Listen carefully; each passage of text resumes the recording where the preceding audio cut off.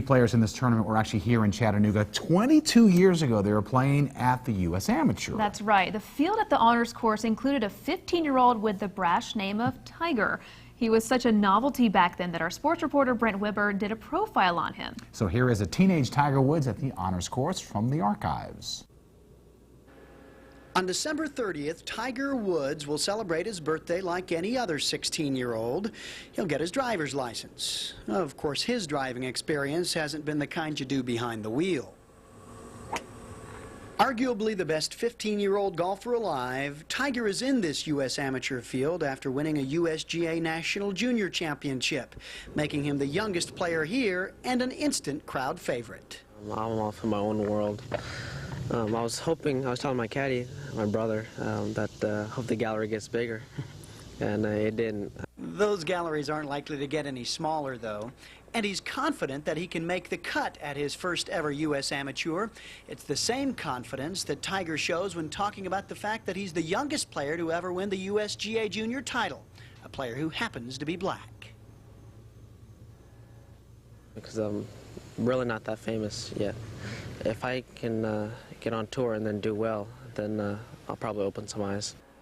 Tiger's problem today was keeping his own eyes open, but he says he doesn't regret playing the amateur on just 3 hours sleep after competing in the prestigious Cannon Cup yesterday in Colorado. No, because we kicked butt in the tournament.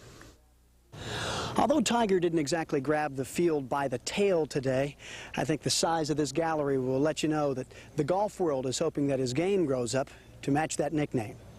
From the U.S. Amateur, I'm Brent Weber, Sports Center 12.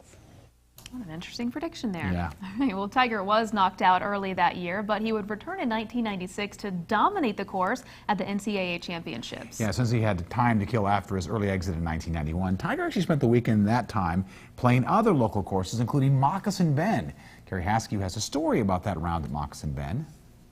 He shot 68, and a good friend of mine was working at Moccasin Bend then. And he got to play right behind Tiger. They had a little game, and he shot the same score, 68. He claims to this day, his name is Brett Douglas, so I'll tell you that. He claims to this day, Tiger Woods never beat me. No, he didn't.